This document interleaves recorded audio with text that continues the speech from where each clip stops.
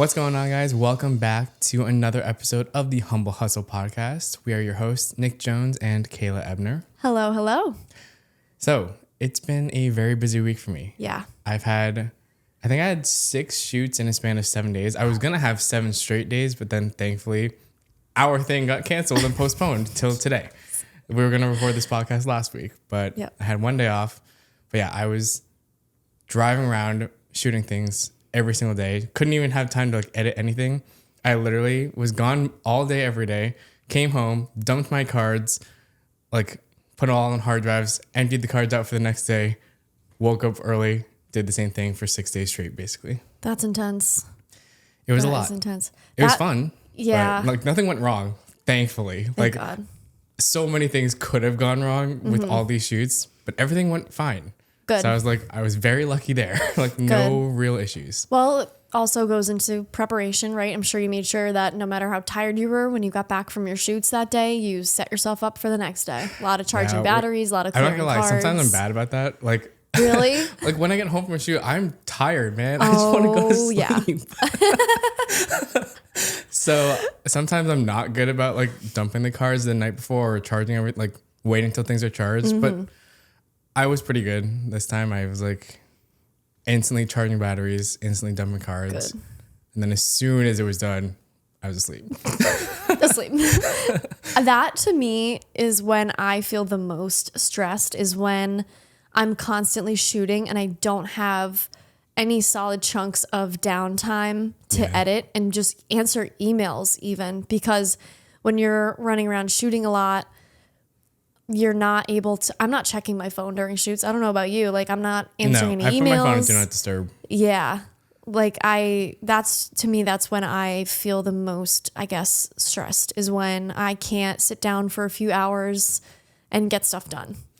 Yeah, no, I feel that. I feel like I was answering emails late at night, which I normally don't do. I try and stop answering emails at 5 or 6. But I was responding to people at 8 o'clock at night at some point. So I think I got a couple late emails from you. I was like, oh, wow. And you're quick via text too. You're if you want an responder. answer from me, quickly text me. And I will get back to you. Yeah. No, same for sure. Email, I'm pretty good about emails too. I'm not going to lie. The thing I hate the most is when people try to exchange a back and forth conversation via a DM on social media. Facebook Messenger is the worst for me. Instagram, okay. Eventually, if the conversation is actually going somewhere, I will shift you to my email. Hey, can you shoot me an email? Yeah, I agree. I just can keep track of it so much better there. Even though, all those direct message things are essentially the same thing as texting. I don't like it. Me either. It's either just text me or email me. Don't DM me. Yes, 100%. And then Facebook Messenger, forget about it. That is the desert. Yeah, I just don't use Facebook. I don't get notifications to it. So if you're trying to reach me on Facebook Messenger and you haven't gotten a response, sorry about that. So how's your week been? Mine's been busy, but how about you? It's been busy as well. I leave for Iceland tomorrow. So I did a decent job of not booking myself too much with shoots, because I had a bunch of editing projects that I wanted to get done before I leave for my trip. I wanted, my clients to have edits in hand, ready to go before I leave, because I don't want to have to be working a lot when I'm there. I want to be able to enjoy my time. When you're there. I know. In the past, that's been really tough for me. The last couple times I've gone on vacation, we're in the thick of just starting the business. So obviously it was just really hard to disconnect. But this time I think I'll be really good about it. And hopefully we'll be too busy chasing Northern Lights to think about working. So very true. Very true. Yeah. But it's been a good week. I have an absolutely insane first couple of weeks of March when I return. So I'm already getting a little anxious about that. But it's all good stuff. It'll all get done. Exactly. First, I'm going to go to Iceland. I'm going to have a hell of a time. Hopefully catch some Northern Lights and some amazing views. And I'm vlogging. This is big news for me. That is big news. Did a couple little pre-Iceland videos. So kind of talked about how I came to book an Iceland trip less than a month away from when I was leaving, and why I'm excited and what I'm looking forward to. And then another video was just about like what I was packing. So I'll probably make it one long video and just do some more vlogging when I'm there. I just want to kind of talk about the experiences, the good and the bad, and I don't know. Just vlogging's fun. Like, part of me will always miss it. It's very unnatural for me. I mean, it's unnatural for everyone when they first start. That's true. I did it for like 3 or 4 years. Wow. And then I don't do it anymore. But it's because I'm busy. Part of me, always will miss it because I did enjoy it, like genuinely. Once I got comfortable with it, I can easily talk in public, like walk down the street and vlog and not like hide it down like low. I can just hold it up proudly and talk to the camera and like it's fun. But I just don't have time for it anymore. Like if I ever have time, maybe I'll do it again just for fun. Yeah. But I mean, being a YouTuber was always one of my dreams. I have faith in you. I think you've definitely got some amazing talent with it. Like, you're very natural at speaking. So it didn't come naturally at first. It's all practice. It's tough. It's all practice. But I like that. All right. Well, we have a very fun episode today. I've been looking forward to this for a long time. So hopefully this can be a recurring series, and hopefully this isn't the first and only. It's just the first of this. It's kind of like a written by you, if you will. Kind of stealing that from the kitchen, but it's basically what it is. It's okay. We love them, so shout out to the kitchen. So basically, if you didn't know, you can submit a form online and basically tell us an anonymous story of one of your production days, the good, the bad, the ugly, any, hot takes, literally anything you want to talk about and just spark a conversation. Feel free to write it and we will read it anonymously. And today we're going to start by reading like 5 or 6 and commenting on them, judging them, and talking about them. Just kind of sharing other people's experiences, good and bad. We will link that in the description of the episode in the show notes, I think. In the show notes, so that you can submit a story if you feel inspired after listening to these. You don't need to be a videographer. You don't need to be a photographer. If you're a social media manager, if you're a wedding planner, an event planner, this is open to anyone who's in a creative space and you feel like you're compelled to share a story. So, I'll kick off the first one. Yeah. With that being said, let's jump right in. Okay. So this one is called Audio Cut Out at a Wedding. And the message is, you need multiple sources of audio. Here's why. Who is it by? Like, is it like, what's the title of the person? I wrote those two. Yeah. Good point. So the title of this person is videographer / creative director. Okay. So it's from a videographer. Okay. So back in summer of 2022, I was recording a wedding with my business partner at the time. We had gotten to the speeches part of the event and we were ready to go, minus audio. We figured our source plugging into DJ board was reliable enough for all of the speeches. When we tested the audio, it sounded great. What we failed to recognize was the battery on our recorder was pretty low. About a third of the way through the first set of speeches, our recorder died. Ugh. The worst part is we didn't realize this until after the speeches were over. Oh my gosh. I started panicking. Was the file corrupt? Did we actually get zero audio from the speeches? A lot of them were hilarious, and I felt crushed that we missed some of those moments on the couple's most important day of their lives. Luckily, we were only delivering a wedding highlight film for this couple, and the full speeches edit was not included in the original post. However, the couple always had the option to add that later on. After we went back and listened to the audio, we were extremely fortunate to discover that the recorder had recorded the first third of the speech and saved the file before it died. We at least had 1 or 2 moments from that speech to use in the highlight film. We then resorted to in-camera audio in the case that the couple wanted a full speeches edit, which we were lucky they never asked for. Whew. Moral of the story is, always have multiple sources of audio. We now try to tape a small microphone to the handheld microphone during the speeches if the DJ lets us, and sometimes we even put a third microphone near the DJ's speakers. There have been a few times where it has been necessary for us to actually use the backup sources since then, and we're so glad that we have those options. Wow, that's rough. Okay. I wasn't initially going to do this, but I'm going to. So I saw this come in when they were submitted, and I was like, you know what? I'm just going to call it how it is.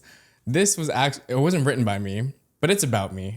I'm going to be honest here. This was me, okay? So this was, 2 years ago, and I dropped the ball. So I had told my business partner, that I saw the battery power on our recorder, and I was like, it's fine. Like, I trust it. Like, it's going to live through the speeches. We got it. Clearly, I was wrong. Oh, no. But it was definitely my fault. Like, I was the one who said, yeah, it's going to be fine. And then it didn't. And I was like, oh, shit. Ugh, but that's brutal. Yeah, luckily, they didn't ask for it. And I was like, oh, God, thank God. Wow. But those speeches were so good, which is the bad part. Because they were like some of the best speeches I've heard. Oh my God. The Best Men had a little duo, like co-best men speech. And it was like really funny. Missed the whole thing. Oh no. That sucks. That stuff happens though. It does. And that's why happens to the best I'm of us. very aware of like audio backups now. I'm like backups on backups. Yeah. When you helped me out on a shoot recently, I think we had 3 audio sources. Yeah. We had an on-camera mic, we had the boom mic, and then we had lav. Yep. You can never be too careful. I've had Absolutely nightmare never. stories with audio too. It's really important because obviously with video, you can see that the button's recording. Like you can look at the screen, it's red, you can see the battery life, you're good. Right. Like most of the time, I don't forget to press record. I don't remember the last time that happened to me. But with audio, a couple of the sources it's a little harder to tell if it's actually recording. And the lav mics, I love using them. What are they called? I use the Tascam. Tascam, yeah. DR10. Yep. That's the ones I have too. I always tell my clients, they're circle is bomb. good. When they like see the little screen, Yeah. they see a little circle. It's like circle or a square means stopped, but Yes. circle means recording. I'm Circle like, is circle is good. good if you see a And circle. everyone's always paranoid about pushing buttons, but those are very hard to like mess with. Oh yeah, that just came up the other day. With Amanda. So she was like, "Oh, I think I pressed a button," and you looked, and it was totally fine. Yeah, so. I was like, I wasn't even gonna look, but then she kept saying like, I'm nervous. I'm like, okay, Yeah. I'll look for yours. Just for hers. I Yeah. know it's Yeah. fine. Yep. So audio is important, and making sure you have backups is definitely something that I've learned the hard way too. For sure. It's unfortunate, especially for a wedding. Oy. Yeah. Oh my God. I think we resorted like the next best backup was like we didn't even have a shotgun mic on. It was just the normal in-body camera microphone.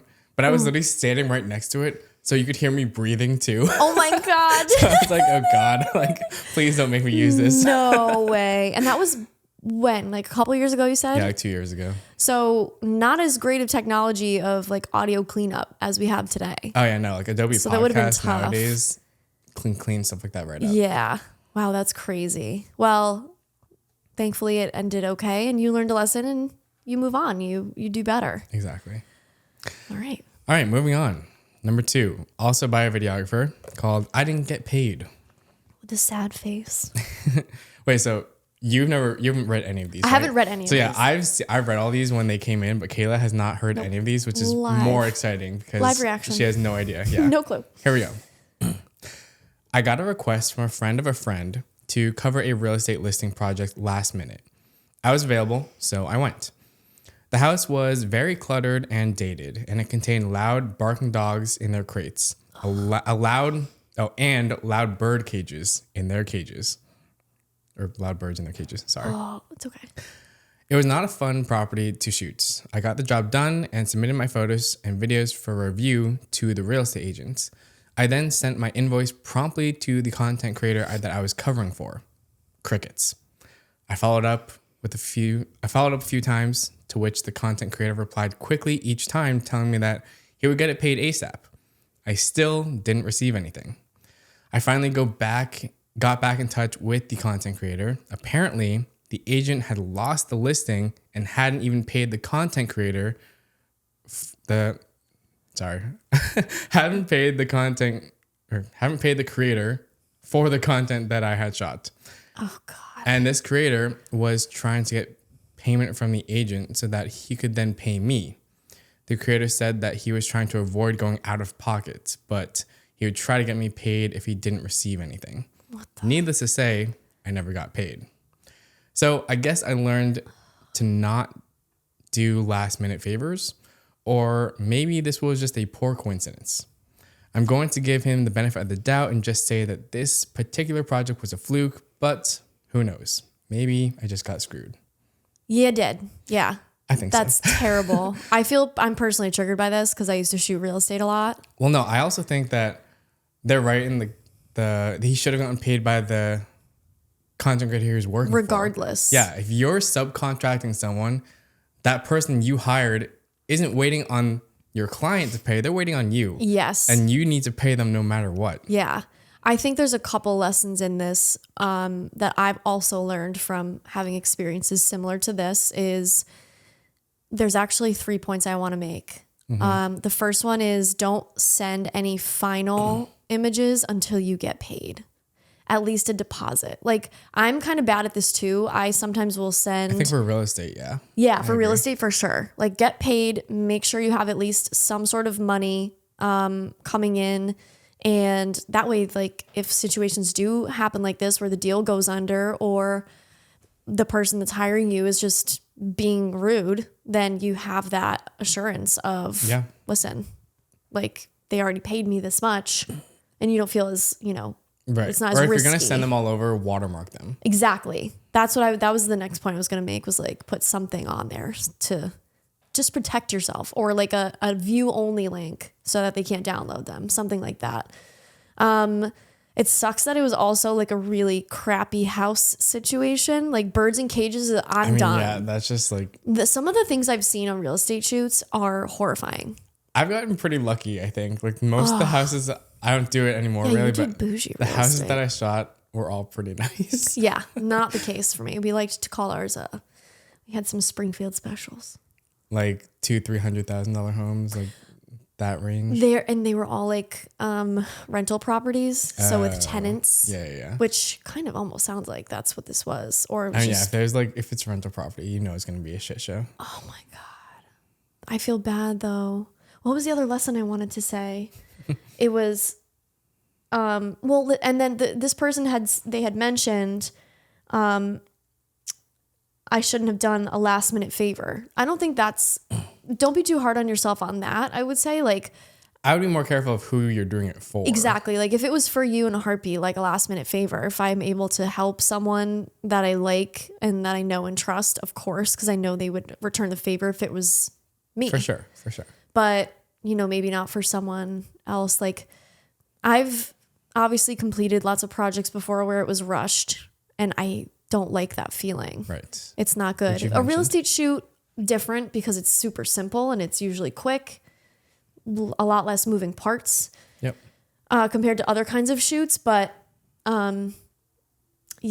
maybe consider not working with this person. Also, if I was this person who hired you to complete the shoot and the realtor wasn't paying me, I'm paying you anyway. Like you spent time to go through and shoot and edit the photos and I'm not going to pay you for your time. That's ridiculous. I know people who do that and I'm like, I never want to work with you again. Oh my God, it's horrible. Like, they're like, oh yeah, I'll get you paid as soon as the person pays me. And there are some people I know who do this and like, I have 100% faith that they will. And I'm like, okay, it's totally fine. Yes. But then there's some people who it's like a couple favors here and there that I don't work with them on a consistent basis. And they say that to me and I'm like, okay, but are you actually going to pay me? Right. Like, right. Yeah. Those are the things you need to be careful about is, do you trust this person? Yeah. Well, I'm sorry that happened to you. That's terrible. It's definitely happened to me before. And just keep that person at an arm's length, I would say. Maybe don't do any favors for them anymore. Right. That sucks. Okay. I'm like, I can't even control my face right now because I'm already laughing about to read this story. Oh God, the next one? Yeah. Like the one that I'm going to read or the one that you're going to read? Oh wait, yeah, no, I forgot. You're really excited about this. I already have it pulled up, and I'm like glancing at it, and I'm like, I am crying and laughing in my head right now. That one I do know because you told me about it, but I don't think I read the whole thing. So okay, we'll They'll have to wait a few more minutes. Yeah, you have to wait on the edge of your seat, I'm sure. This one is from also a videographer and a creative director, and the title is "My Client is Taking Forever" with lots of letters, extra letters. There's lots of letters. So the message is, I received a lead from LinkedIn last summer for an event that was taking place for a nonprofit 2 days from when they reached out. Oops, red flag already. I was available, but the last minute nature of the request raised some red flags. Look at that. There we go. It actually took multiple back and forth phone calls over the course of those 2 days to actually agree on deliverables and price. They haggled me on price, even though they were in desperate need for video coverage. They eventually signed the contract. Good on you for getting a contract. But I felt reluctant to actually go through with the project. I told myself it would be quick and I could just get it over with. The project turned out to be an 8-hour day in the blazing sun and a 3-hour event the following day, which they made me stay to the very end, even though I'd captured everything I needed within the first hour. I hate events. Then the editing process began. Before I could start, they told me they needed to speak with their team to formulate a vision for the video, even though we had already discussed this leading up to the event. They had me put together selects from their speeches at the event, only to tell me later that they wanted to go with a voiceover instead, meaning the time that I spent at that event and the money I spent on the second shooter was essentially wasted. As per their request, I also sent them music options based on the dramatic and emotional feeling they were going for. The process of them formulating a vision took a long time. I originally was supposed to give them the first draft 2 weeks before the event, but their process took about a month before I could actually start. They picked a song and I finally put together a first draft. This is a long one, guys. Bear with us. Their feedback was not what I was expecting. They wanted me to change the music to something more upbeat and happy, even after they were the ones who selected the song initially. They had made other requests that just didn't make sense. They insisted on scheduling a Zoom call to go over the feedback points in depth, which took a few weeks to actually nail down a date. I was extremely frustrated because I had thought I had done a good job at executing their vision, but I was wrong. Regardless, I put together a second draft. Their reply was similar to the first one. At least I was heading in the right direction and they didn't need me to change the music again. A lot of requested changes were to the original revisions they requested, which is annoying that they couldn't make up their mind. Again, they wanted to discuss the changes over a Zoom call, which took forever to schedule. We scheduled dates to talk weeks in advance, which they canceled twice. I was starting to get fed up. Finally, I was able to schedule something with them and discuss their changes. Now we've gotten to present day. The main problem is with the money. The client requested to pay 50% upfront and the remaining 50% upon completion of the project. I agreed, but under a few conditions. One of these is that all the video drafts will be watermarked until I receive final payment, just so that I am protected. In my contract, I stated there are only 2 rounds of revisions included. Wow, this person really covered their ass. I love that for them. As I said before, this is a nonprofit organization that haggled me on price, so they're trying to avoid paying for extra revisions. I've recently sent them some small points in the video to approve before I send them the final version. They told me they would get back by end of day a few weeks ago. Crickets. It's now been over 5 months since I filmed this project. God damn. I am reaching my limit with this client. I've put countless hours into this project at this point, and I need to wrap it up so that I can receive my final payment and move on. I'll be sending follow-up emails soon to try to nudge them to make a move. Overall, this is a project I regret taking on. At this point, it's not even worth it to pursue legal action to get them to actually complete this project, which is originally only supposed to have a maximum timeline of 3 months. Any legal fees would probably be more expensive than the amount I will end up receiving. What I've learned is that I have to be more assertive in the management of my projects. I should have noticed some of the red flags up front and passed on the project even though I was technically available at the last minute.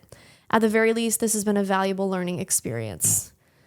That's tough. I mean, they did everything right. And at least they at the end, they saw all the lessons that was learned from this experience. But sometimes you have to take the risk and take the chance. If the money's right, if you think it might be a good opportunity, sometimes you take the chance. I don't think you should be working with nonprofits to make money. Like when we worked with a nonprofit, and that was like a favor basically, because it was like more of a feel good moment for us. Yeah. Not necessarily like we're doing this to make money. Yep. Because, notoriously nonprofits don't have money to pay people to do things. Mm-hmm. So that's number one. Yep. If you're trying to do a job to make money, nonprofits are not the way to go for that. If you want to do it to feel good and, help a certain cause, go for it. Yes. Do it. Great. Yeah. Good on you. But yeah, making money off of them, definitely not the best type of job to make money off of. Good point. And yeah, they said themselves, be more assertive, I guess, and more strict on the contract and 2 rounds of revisions. That's it. Mm-hmm. Anything more will be X amount. Yep. It's just really shitty that they're not even responding now. Like, I mean, trying to put myself in their shoes, like, don't they want the finished project? I mean, they paid 50%, so. See, my petty ass is like, I'm just thinking, You are low-key petty. If this was like 5 or 6 months, I'm like, if I'm they're not cutting going to you off. answer me, I'm We're not going to done. finish this project. I don't Right. even care anymore. Right. That was going to be my thing, was like, after a certain point, just abandon ship. You're Yeah. going to have to cut your losses on the other 50% Just on the forget remaining, it and and just move say, unfortunately, your contract has expired. Maybe if they, give you a lot of crap about it, you can say, well, you can purchase the raw footage at X amount, Like, I guess that's really your only option, is to either, kind of pester them and deal with them. I mean, I've had experiences before where projects have really been dragged out, and it's awful. I mean, it really is. And I personally know that I need to be better about the contracts that I write, because it doesn't necessarily need to be all that serious, but you need to outline the ground rules and what is going to be reciprocated on both ends of the deal. If it's a decent sized video project. How often are you sending contracts for your stuff? Every single time. Every single time? Yeah. Like, there's not a single project I don't do a contract for. Yeah, I need to do that. You don't? For bigger ones, yes. Sometimes for like a one-off, like events, if I'm covering it. Oh, yeah. I do contracts no matter what. Yeah, I think I'm going to start, just because like it could snowball and turn into a nightmare, I would hire someone to write you a contract template, like a legal person. Yeah, I did. I then had just my use that. lawyer look at my my contracts. So I have a template. I just need to plug it in.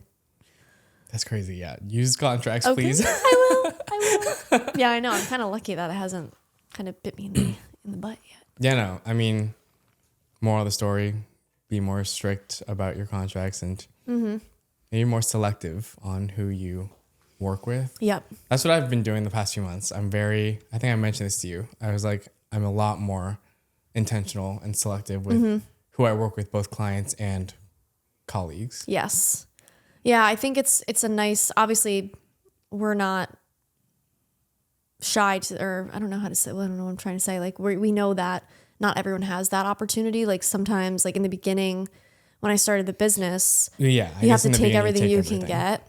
But if you have the opportunity to be choosy, definitely pay more attention to that if you can. Okay, here it is. Are you excited? Dude. Oh, man. I hope this person's listening, because they will get a kick out of this again, even though it happened to them. So I know this person, but obviously I'm not going to say their name. Oh my God. It's from a freelance photographer. The story is titled, "Nearly Melting My Client's Plumbing with a Gnarly Poop." Oh my God. It's definitely a guy. This is definitely a guy. Okay. So here it is. I work as a freelance photographer. One of my more unique gigs each year is helping a local utility document their storm recovery on social media. Very cool. It's like Storm Chaser vibes. It's fairly straightforward. Following a power outage, I'll head into the field and take pictures of their crews repairing the damage. I had done this several times before, and it usually only takes a few hours of work. One year, 2 days before Christmas, we had a pretty big storm that knocked out power for a majority of the region that this utility covers. The next morning, I got the call asking if I was available to document the restoration effort. Since I wouldn't be heading home until later in the day anyway, I thought, why not? I suited up, grabbed my gear, and headed out. Right away, I could tell that the storm had inflicted extensive damage. Lots of downed trees, debris covering the road, and numerous dark houses. Given that, the client had many different locations that they wanted me to document. I spent probably the greater part of 6 hours driving up and down the state taking photos of the damage. It's a long time. This was much longer than I had ever been sent out before, and I was starting to feel a little worn down. As I entered into my 7th hour, with still more to go, I had the sudden urge to poop. Not thinking much of it, I figured I would stop on the way to my next location at a gas station or fast food spot to quickly use the restroom. What I had forgotten was that it was Christmas Eve. Most places had closed up for the day at this point. Oh my God. And when I say most, I mean all. Oh no. After 25 minutes plus of driving and no less than 3 stops, I couldn't find a bathroom. Panic and desperation were starting to set in. It's very well written. It's very well written. It was becoming hard to focus and difficult to drive. Oh my God. Thinking quickly, I called up my liaison from the utility and asked if I could stop in at one of their facilities to use the bathroom. To my relief, she agreed. The only thing between me and a bathroom was about 20 minutes of driving. Ugh. One that was mirrored with weird and awkward driving positions as I attempted to resist the urge. Oh my, definitely, guy. Wow. After what felt like a lifetime, I had finally made it. I rushed up to the door and was promptly let in. The facility had 20 or so people working there, coordinating the storm recovery effort. It also only had a single bathroom. Oh no. Which was luckily unoccupied. I finally was able to relieve myself. To my horror, I had created a monster. The previous night, my SO and I celebrated Christmas together early since we'd be heading to different places. We had made ourselves garlic mashed potatoes, braised beef ribs, and drank plenty of red wine. Oh boy. Safe to say, these ingredients were the perfect storm for an unsightful and foul-smelling poop. Oh my God. For detail. with little option for recourse. I had to just accept that the stench would likely linger on for a few minutes. With any luck, the bathroom would have time to air out before the next person used it. Oh my God. So as I opened the door, that hope was quickly dashed. Standing just outside the door was a line of 3 people, including my liaison who had let me in. My face flushed red.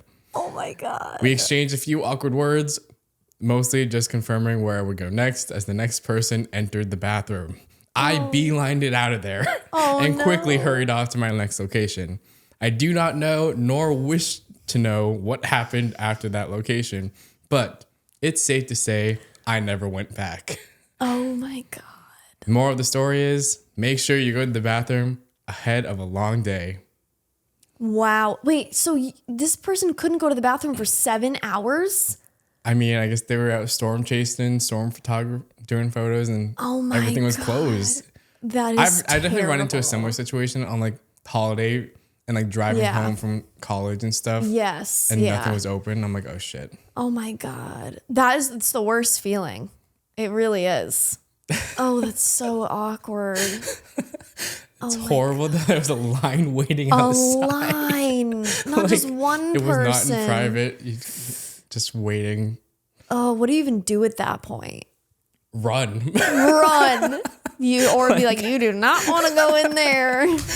Apologize. I'm so sorry. Just walk away. Apologize, then run. There's really only 2 steps to this process. It's too funny. That's so good. Oh, anyway, that's awful. But yeah, I mean, at least they found a bathroom. Thank God. I mean, what would they have done? Go in their car. Like, I don't even know. On the side of the road. Maybe. That is terrible. Okay. Oh my God. To not disturb our viewers anymore, we'll move on. Yeah, we will move on. Thank you for the graphic detail, whoever you are. Great storytelling. Very good. You're definitely a creative, that's for sure. Okay. Okay, so this one is from a videographer / creative. The title is Raw Footage, What's the Deal? My story is simply one that most videographers and photographers can relate to. You spend so much time crafting your vision, filming on site, and piecing together the perfect edit. The result? Hi, we love it. Could we also have the raw footage? And do what with it exactly? If you don't love the edit, that's fine. We can re-edit or make another version. Right. But my short, non-color graded, sometimes shaky clips should not ever have to be sent to someone who just doesn't have the experience to properly edit. Is my contract just not clear enough? Is anyone else experiencing this? Yes. I know the person who wrote this, and it was I have my thoughts on raw footage, so I'll let you go first, though. Yeah, it was a project that we kind of worked on together, and I had an experience a few months back where I did wedding photography for a client and they asked for the raw photos. And I just don't think what I think in that case is like, I think a lot of people hear that word, like the buzzword raw footage. And I think that like when you give like a quick Google search, like what questions should you ask your wedding photographer, or what questions should you ask your photographer or videographer? Like that's probably one that comes up.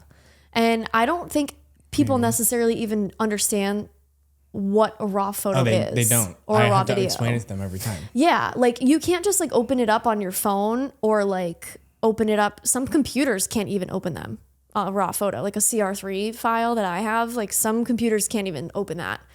And there's so much more, like you need to have Photoshop, you need to have the right editing tools.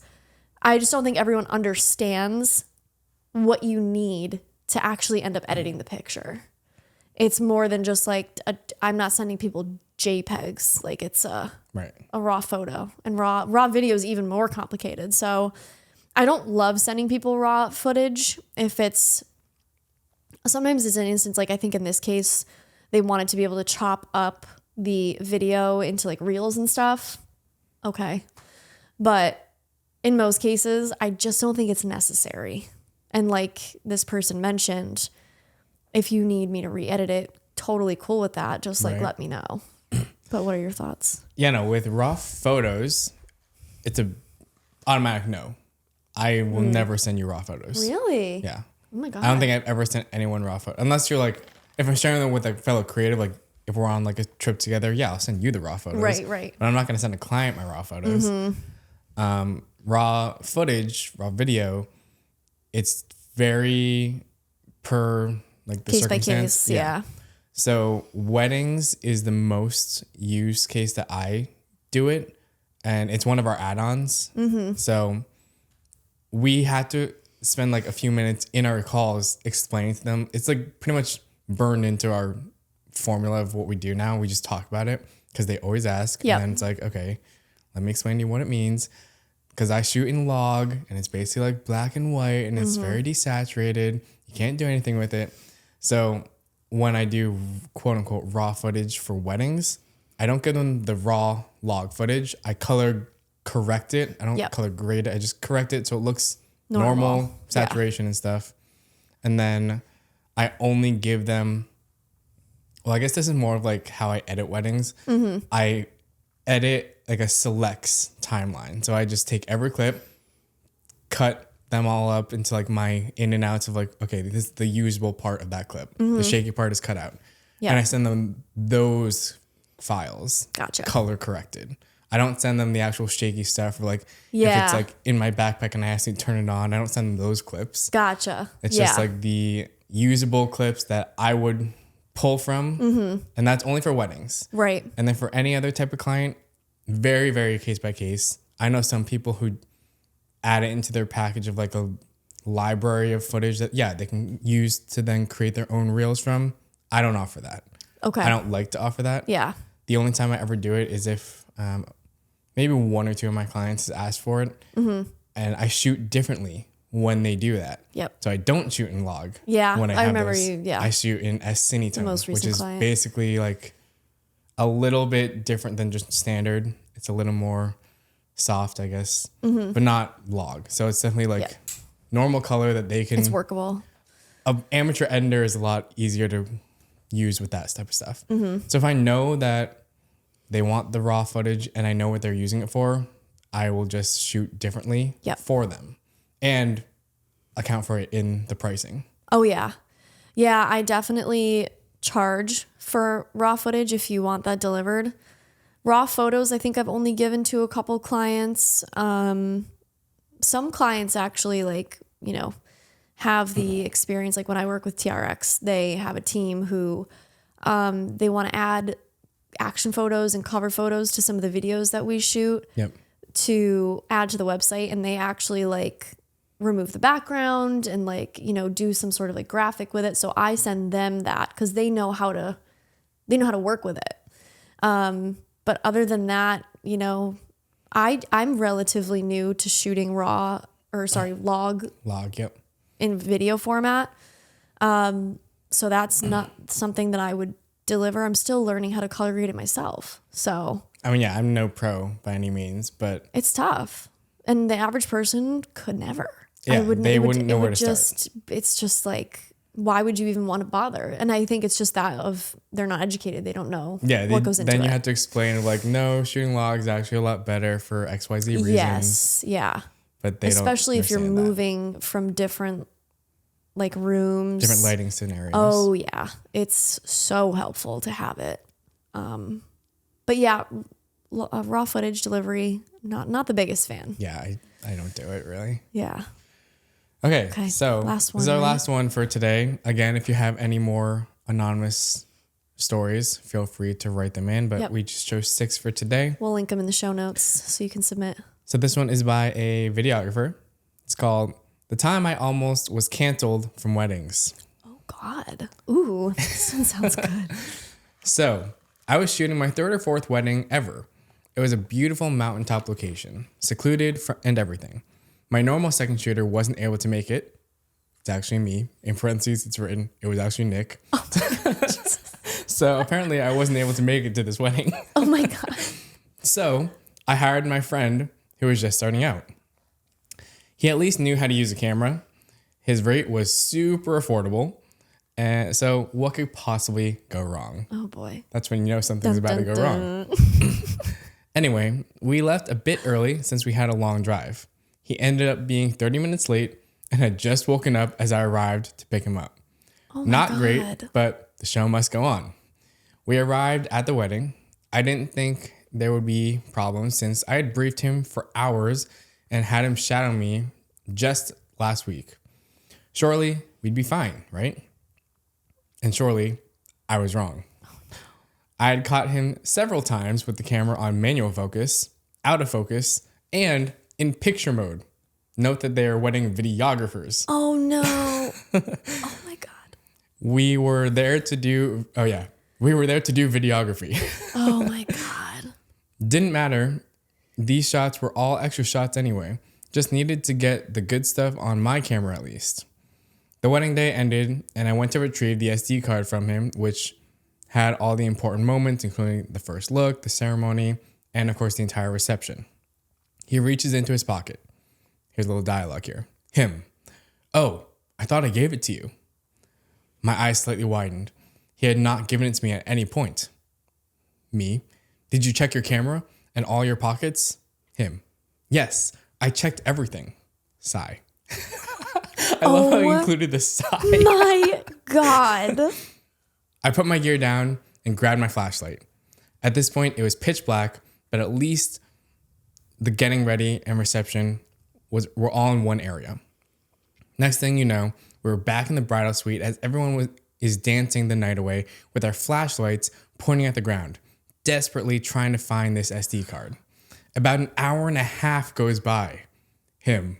Oh, look, I found it. Me. Where'd you find it? Him. Oh, it was in my pocket. At this point, I had blacked out.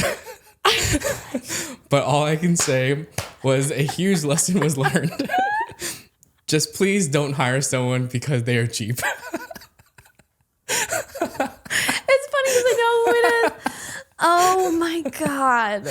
Yeah, I can't even, like, the stress that they must have been feeling to be searching for an hour and a half. The other one doesn't give a single shit. Yeah, him. Yeah, the noob. Oh couldn't care my less. God. I would not pay that person. That's ridiculous. That's true. Showing up late, you're probably looking a mess because you just woke up. You shoot all the wrong things, like in all the wrong formats. You're in photo mode, man. And then Come on. Oh my God. I really can't. Wow, that's horrible. Jesus. Oh, yeah. Oh, man. You get what you pay for. Exactly. Wow. Well, that was off the top of your head, do you have any horror stories that you can think of? I was trying to think of some. I think most of them are probably real estate involved. And I do have a story that's really graphic. Oh, like gross graphic? Yeah. Let's hear it. So my previous job, I had mentioned before, I did a lot of real estate photography and video. And we were hiring, at the time, we were hiring part-time shooters. So I went to a house with one of our part-time shooters to kind of like, they had been trained at this point, but I don't think they had done one solo yet. So I was kind of like just to supervise. Yeah, I think sometimes like we would send two of us to a house to do like one person do photo, one person do video. It's just it's a lot easier with two people. And this was what we like to call a Springfield special. Okay. Yep. Not a nice house. I don't think, was it a rental property? I don't know. I don't remember if it was just a person in a residence, like living there, or if it was, I'm pretty sure it might have been like one of those rental properties. Anyways, we walked in the house, all of the, it's daytime. All the shades are down. Yep. And it reeks of weed in there. It's not clean. It's very messy. There's a room that is just, there is just stuff shoved in the room. There's clothes all over the place. It's a mess. It's gross. Dishes in the sink, like all the things. So in some points, you tidy up a house and try to make it look nicer. It's not our job to move stuff, but we always would end up having to move stuff. Right. This was a case where I looked at my second shooter and I said, we're not touching anything. We take the pictures as is and then we leave. It also wasn't in like the best neighborhood, so I wasn't trying to stick around for too long. Right. So we did the first floor. We head upstairs. And I'm in one section of the upstairs and this person is in a section of another. And the person who lived there was with us. And in the room, the bedroom that my coworker was shooting in, there was a bucket in the corner of the room. Okay. What was in the bucket? She had asked, can I move that? Because it was, the bedroom was actually quite not as, dirty as the rest of the house. Okay. So she was going to ask to move the bucket so that it wasn't in the shot. And the owner of the home or the apartment had said, oh no, don't move that. Don't touch that. So my second shooter was like, okay. So she took the picture and she went to go to the other side of the room and it was, what do you call it? Like litter box material? Like, oh, okay. Yeah. I know what you mean. Yeah. I don't know what it's called. Yeah. So it was that stuff in the bucket with fecal matter. Fecal matter. With poop in the bucket. Like human poop? Yeah. Oh, not cat. Not cat poop. And I don't remember seeing a bathroom in this apartment. What? I don't know if we were allowed to shoot it, which could only tell why we weren't able to shoot it. So there was a bucket with literal human shit in this and probably pee, and it reeked. That's disgusting. That is the grossest thing I've ever encountered. Like I've seen weed and bowls and bongs and stuff in the house. Like I have never seen anything like that. So after that, hopefully you wouldn't. I pulled her out and I was like, we're out of here. Like we had pretty much finished at the house at that point and we left. So that's horrible. Yeah. I have lots of real estate stories like that. Let's see. I was trying to think on the way here. I couldn't really think of anything. The only thing I thought of was, luckily it's not gross. I think we've had enough of those for today. Enough of that. Enough of those for one day. But we were doing a shoot and we were supposed to be interviewing a few people.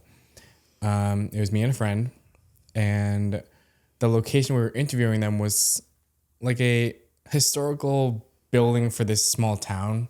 It was relevant to the video we were doing, so it made sense that we were there. None of us had the key to the building. It was like, I don't know, 9 a.m.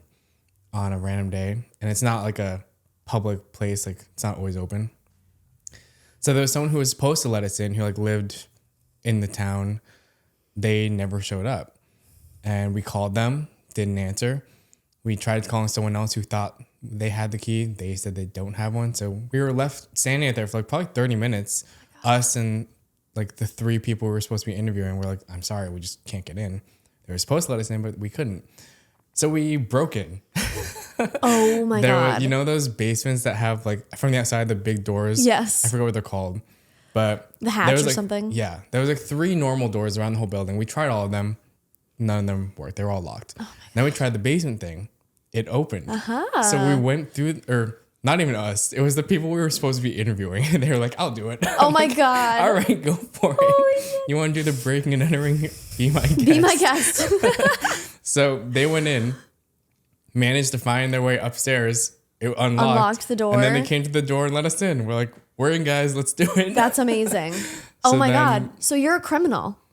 I guess so. You're a criminal. Yeah. Call the police. Arrest him right now. We got this confession live.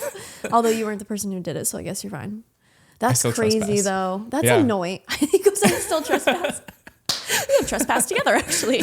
But yeah, we got in. We set up our thing, and it looked great. So it worked out. That's obnoxious. I've had like no call, no shows before. It's damn. I mean, but when you need to get into a building, they that's weren't even obnoxious. supposed to be like with us. They were literally just there to let us in, and they didn't. They had one job. And one job. God damn. Can't trust anybody these days. You really can't. Well, that was great. I enjoyed that. I think that's all I got for now. But yeah, we're gonna definitely try to do more of these in the future. So submit your experiences. As you could see, there was kind of a variety of things, like kind of just rants. Hot takes. Oh when yeah, I saw hot the takes kitchen would do be hot good. takes, like they were so entertaining. Yeah. And I feel like I have a few that I could say. So yeah, we both have some hot takes. We'll start a list. Anyone who has hot takes, that's what I would love to do next. So write your hot takes in the forum. Yep. Let's do that. All right. Yeah, so with that being said, thanks for listening. Thanks for watching if you're on YouTube. And we will see you in the next episode. Yeah. Make sure you check out all of our links, our Instagram. We are The Humble Hustle. Are we a Humble Hustle Pod?